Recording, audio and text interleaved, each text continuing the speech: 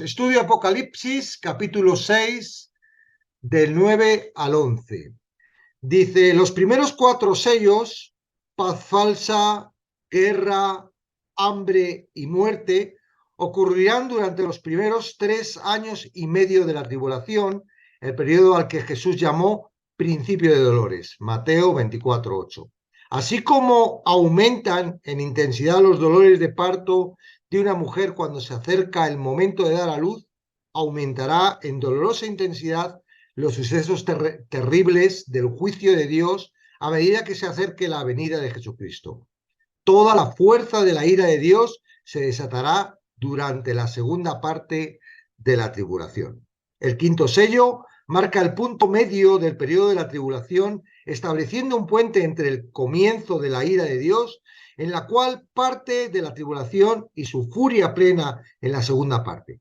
Como los jinetes de los primeros 4 sellos, este también describe una fuerza. Esta fuerza es las oraciones de los santos de Dios, a Él para exigir venganza sobre la rebelde humanidad. Se hacen evidentes 3 aspectos al abrirse el quinto sello: las personas que participan, la petición que hacen y la promesa que reciben. Sobre las personas.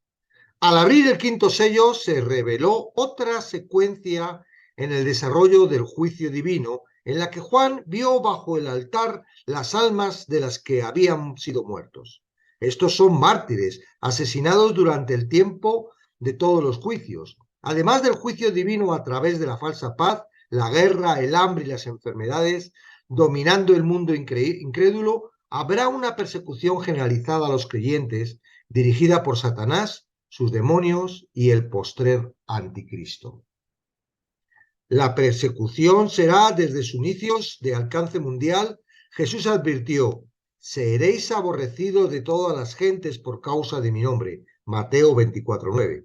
Ese versículo implica también que los gobiernos del mundo tolerarán, si no dirigen activamente, la persecución. Será también religiosa por naturaleza, guiada por el falso y mundial sistema religioso ecuménico, implicando en la adoración al anticristo. El odio del mundo a Dios, el Padre, y al Señor Jesucristo hará que persigan a los creyentes. Inevitablemente, la persecución dejará al descubierto a los que se identifican con Jesucristo exteriormente. Como ha sido a lo largo de la historia de la Iglesia, habrá cizaña mezclada con el trigo. Pero la persecución, como siempre lo hace, revelará quién es verdaderamente redimido y quién no. Jesús descubrió este proceso de selección en Mateo 24, del 10 al 12. Muchos tropezarán entonces y se entregarán unos a otros, y unos a otros se aborrecerán, y muchos falsos profetas se levantarán y engañarán a muchos, y por haberse multiplicado la maldad, el amor de muchos se enfriará. Los falsos creyentes mostrarán su carencia de la genuina fe salvadora al desertar. Primera de Juan 2:19 describe a tales personas: salieron de nosotros, pero no eran de nosotros, porque si hubieran sido de nosotros, habrían permanecido con nosotros. Pero salieron para que se manifestase que no todos son de nosotros. Los creyentes genuinos, por otra parte, seguirán siendo, como siempre, fieles a Jesucristo, ya que el que persevere hasta el fin, éste será salvo. Mateo 24:13. Los redimidos perseveran a través de cualquier prueba, incluso la persecución y el martirio. La abominación desoladora será el suceso que provoque el incremento de intensidad de la persecución. Ocurrirá a mediados del periodo de 7 años de tribulación, cuando el anticristo profane el templo a elegir en él un ídolo de sí mismo y exigir que el mundo lo adore como Dios. Con este acto tan blasfemo, el anticristo se quitará la máscara y se mostrará como lo que es: un falso Cristo poseído por Satanás. Juan describió a los mártires que vio bajo el altar como almas, porque su resurrección corporal aún no había ocurrido.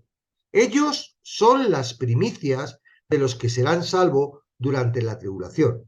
Algunos de ellos serán judíos, vislumbrando la salvación de Israel en su totalidad al final de la tribulación. El texto que no define de qué altar se trata, ni tampoco el texto no define de qué altar se trata, ni tampoco la escena en el cielo es paralela a la del templo terrenal o tabernáculo, el cual no tiene trono.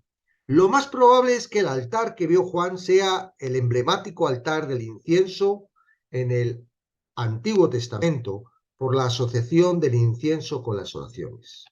Juan presenta dos razones por las que los mártires serán muertos por causa de la palabra de Dios y por el testimonio que tenían. Ellos interpretarán correctamente lo que van ocurriendo en el mundo a su alrededor a la luz de las Escrituras.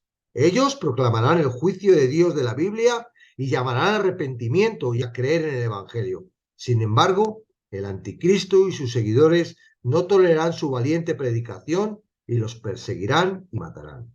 Por el testimonio que tenían, se refiere a su lealtad a Jesucristo, mostrada al predicar la palabra de Dios a pesar de que enfrentan odio, hostilidad y amenazas de muerte. Sobre la petición. Los sellos describen la ira y el juicio de Dios sobre los malos e impios, no sobre sus hijos. La fuerza implicada en el quinto sello son las oraciones de los mártires de Dios en la tribulación, para proclamar venganza sobre sus asesinos, los que rechazan a Cristo. La oración tendrá una función fundamental en el derramamiento de los juicios de Dios en la tierra. Esta oración es muy diferente de la del mártir Esteban, en la que él oró para que Dios no tuviera como culpables a los que le asesinaban. Esa oración de los mártires se aparece más a los salmos imprecatorios. Una oración de perdón es apropiada en un tiempo de gracia, pero cuando la gracia finaliza y llega al juicio, son adecuadas las oraciones pidiendo retribución divina y santa. Tales oraciones no surgen de un deseo de venganza, sino que son una protesta contra todo lo que es pecaminoso, perverso, que deshonra a Dios y que destruye su creación. Las oraciones de los mártires de la tribulación moverán la mano del juicio de Dios.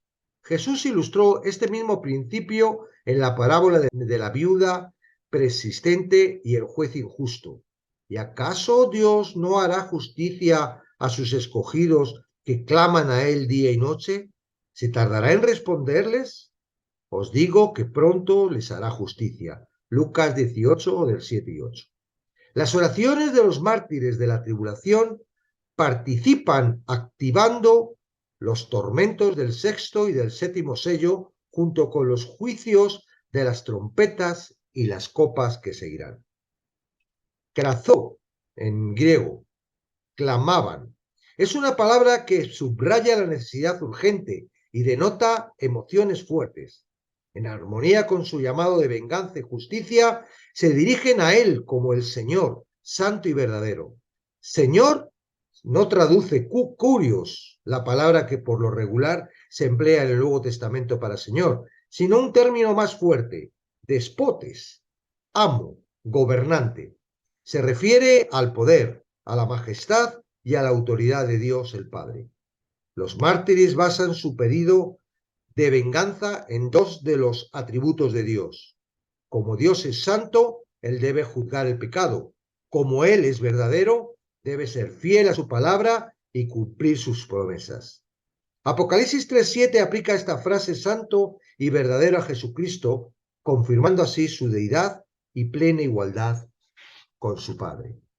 La pregunta de los mártires, ¿hasta cuándo no juzgarás y vengas nuestra sangre en lo que moran en la tierra? No refleja una venganza personal por parte suya. No están tratando de decirle a Dios lo que debe hacer y cuándo debe hacer. Le están preguntando por qué tiene el santo deseo de ver a Satanás y al anticristo destruidos, la iniquidad derrotada, los malvados juzgados y Jesucristo reinando en gloria en la tierra.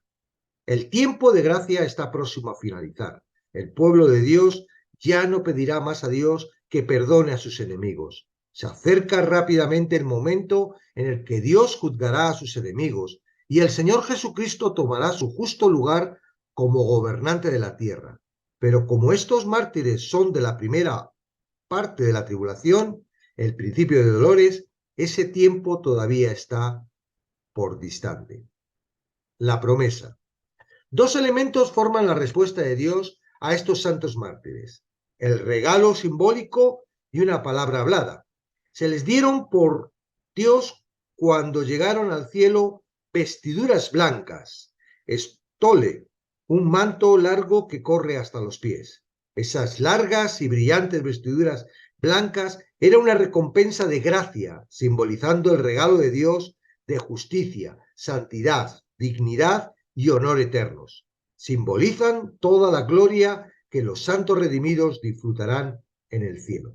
Junto con este regalo vino una palabra hablada de Dios, específicamente para que descansasen todavía un poco de tiempo. Esto es una invitación a dejar de clamar por venganza y seguir disfrutando de la dicha del descanso celestial hasta que llegue el tiempo de Dios para la ira. La frase "un poco de tiempo" indica que no se demorará mucho ese tiempo. Dios predeterminó en su soberanía el número exacto de los que sufrirían la muerte.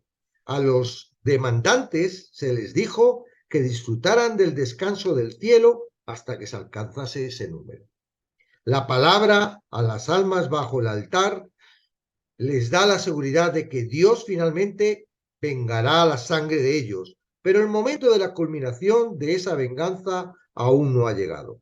Algo que debe suceder previamente es el incremento del número de ellos mediante más martirios. Los moradores de la tierra, bajo el urgente liderazgo de la bestia del mar, aportarán un número aún mayor de víctimas humanas antes de que Cristo intervenga, finalmente, mediante su aparición personal en la tierra nuevamente. Hasta entonces, a los que ya están muertos se les dice que descansen y disfruten de su condición de dicha que ya han alcanzado. La expresión consiervos y hermanos son dos clases de personas. El primer grupo está vivo y deseando morir como mártires, aunque pudiera ser que no murieran. El segundo grupo eran los que sufrirían la muerte. El mundo no es lo bastante comprensivo, humano, civilizado, educado ni refinado como para evitar que se repitan las atrocidades del pasado. En realidad, las atrocidades de la tribulación excederán mucho a cualquiera de las ocurridas anteriormente. Al eliminarse la sobrenatural restricción de Dios sobre el pecado y al estar las fuerzas del infierno actuando desenfrenadas, dice, la masacre en ese tiempo no tendrá precedentes en la historia humana. Pero de esos días tenebrosos y malos saldrán miles que sellaron su testimonio por la palabra de Dios y el señorío de Jesucristo con su propia sangre.